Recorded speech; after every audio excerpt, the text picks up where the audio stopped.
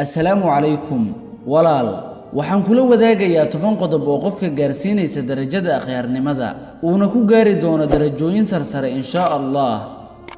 1 in uu sadaqada badiyo. 2 akhrinta quraanka inuu badsho. 3 in uu la fariiso qof mar waliba aakhira xasuusinaya. 4 qaraabada inuu xiriiriyo.